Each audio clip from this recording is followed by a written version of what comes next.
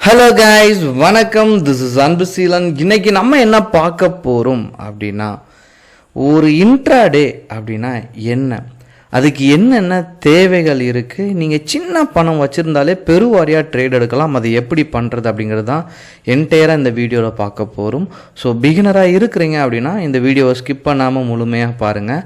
Education பர்பஸ்க்காக என்னுடைய Telegram group, WhatsApp குரூப்பில் இணையனும் விருப்பம் உள்ளவங்க டிஸ்கிரிப்ஷன் பாக்ஸில் லிங்க் கொடுத்துருக்கேன். அந்த லிங்க்கை பயன்பெற்று கொள்ளலாம். இப்போது நம்ம வீடியோக்குள்ளே போகலாம். ஸோ பொதுவாக நீங்கள் ஸ்டாக் மார்க்கெட்டுக்கு வாரீங்க அப்படின்னா இங்கே உங்களுக்கு ஒரு புரிதலே இருக்காது. நிறையா விஷயங்கள் இங்கே படிப்போம், ஆனால் எங்கே இருந்து ஸ்டார்ட் பண்ணணும் அப்படிங்கிறது தெரியாது. முதல்ல ஒரே ஒரு விஷயந்தான், நீங்கள் எப்படி உங்களுக்கு பேங்க் அக்கௌண்ட் இருக்கோ அதே மாதிரி நீங்கள் ஒரு ஷேர் வாங்கணும் அப்படின்னா உங்களுக்கு டிமேட் அப்படிங்கிற ஒரு அக்கௌண்ட் வேணும். இதை நீங்கள் ஆன்லைன்லேயே ஓப்பன் பண்ணிக்கலாம். India number 1 broker, India number 1 demat account, top 10 demat account, இப்படி ஏதாவது டைப் பண்ணிங்கன்னா லிஸ்ட் வரும். அதில் எது பெஸ்ட்டோ அதை நீங்கள் ஆன்லைன்லேயே ஓப்பன் பண்ணிக்கலாம். அப்படி வந்த உடனே இன்ட்ராடே பண்ணுறதோட பயன் என்ன அப்படின்னா, இப்போ வந்துட்டு ஒரு ஸ்டாக், ஏதோ ஒரு ஸ்டாக் எடுத்துக்கோங்க. இப்போ பொதுவாக வந்து டாடா ஸ்டீல் நமக்கு வந்து இந்த ஸ்டாக் வந்து தெரியும், சரிங்களா? ஸோ என்ன பண்ணுறோம், என்எஸ்சி பிஎஸ்சி, அதாவது பிஎஸ்சிலையும் நீங்கள் பண்ணலாம், சரிங்களா, என்எஸ்சிலையும் பண்ணலாம். பட் ட்ரேடர் பெருவாரியாக எதில் எடுப்பாங்க அப்படின்னா என்எஸ்சியில் தான் எடுப்பாங்க, சரிங்களா? இப்படி நம்ம ஆட் பண்ணிட்டோம். ஓகே, இந்த ஸ்டாக்கை நான் எங்கேருந்து எடுக்கிறது அப்படிங்கிற ஒரு டவுட் இருக்கும். என்எஸ்இ, ஏன்னா என்எஸ்சியில் தான் நம்ம ட்ரேட் எடுக்க போகிறோம். இந்தியா அப்படின்னு சொல்லிட்டு நீங்கள் டைப் பண்ணிட்டீங்க அப்படின்னா ஸோ இங்கே உங்களுக்கு பேஜ் வரும். இதில் ஹோம் பேஜ் வந்துடுங்க.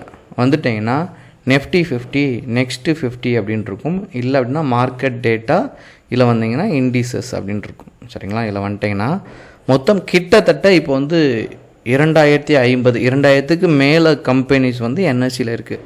இதில் நீங்கள் எந்த கம்பெனியில் வேணால் ட்ரேட் எடுக்கலாம், சரிங்களா? நெஃப்டி 50னா முதல் டாப்பில் இருக்கக்கூடிய கம்பெனி, நெக்ஸ்ட்டு 50 அப்படின்னா அடுத்து இருக்கக்கூடிய கம்பெனி, அப்புறம் நெஃப்டி 100, நெஃப்டி 200 இப்படி லைனாக இருக்கும், சரிங்களா? ஸோ என்னுடைய சஜஷன் என்ன, நீங்கள் மார்க்கெட்டுக்கு புதுசாக வாரீங்கன்னா நீங்கள் நெஃப்டி 50லையோ நெக்ஸ்ட்டு 50லையோ ட்ரேட் எடுக்கிறது நல்லது. எதுக்காக அப்படின்னா இங்கே ஒரு விஷயம் இருக்குது. அதாவது நீங்கள் ஒரு கடைக்கு போகிறீங்க, அந்த கடைக்கு வந்து நீங்கள் பைசா கொடுக்குறீங்க, பட் அந்த கடையில் பொருள் இல்லை அப்படின்னா என்ன ஆகும், நீங்கள் பைசா கொடுத்தும் உங்களால் பொருள் வாங்க முடியாத நிலைமை ஏற்படும். அதே மாதிரி இங்கே ஒரு பிரச்சனை இருக்குது. என்ன அப்படின்னா நீங்கள் ஷேரை வாங்கிடுவீங்க, விற்கும்போது வாங்குறதுக்கு ஆள் இருக்காது. அதனால தான் இந்த ஊர் பெயர் தெரியாத கம்பெனியில் என்ன பண்ணக்கூடாது, நீங்கள் வந்து ட்ரேட் எடுக்கக்கூடாது.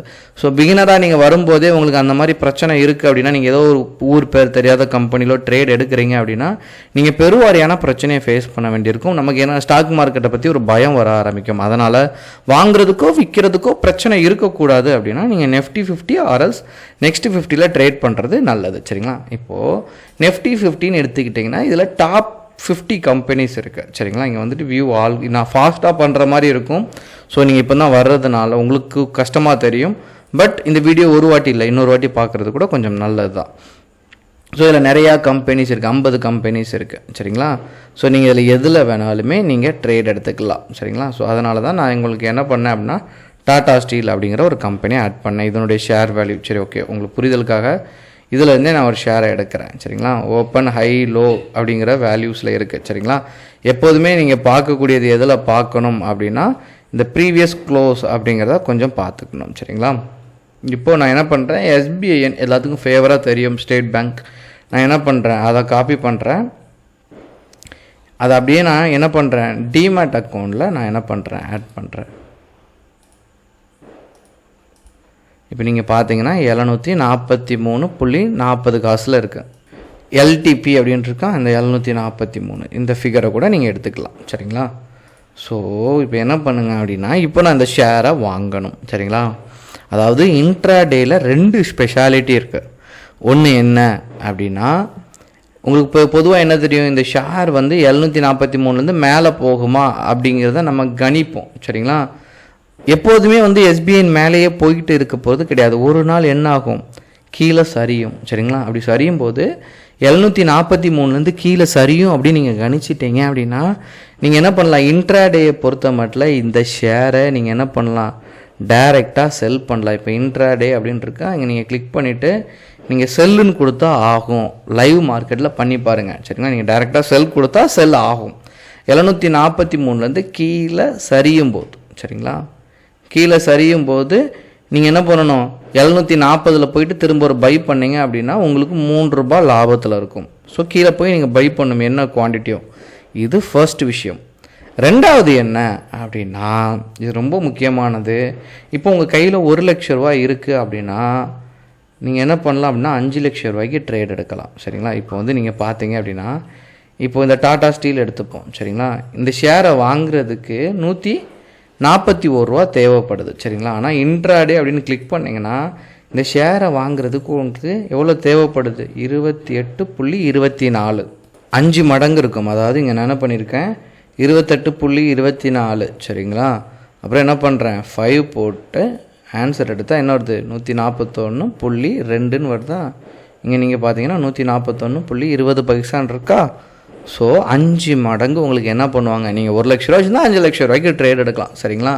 இப்போ உங்கள்கிட்ட 141.20 ரூபா இருக்குது அப்படின்னா நீங்கள் இன்ட்ராடேயில் 5 ஷேர் வாங்கலாம்.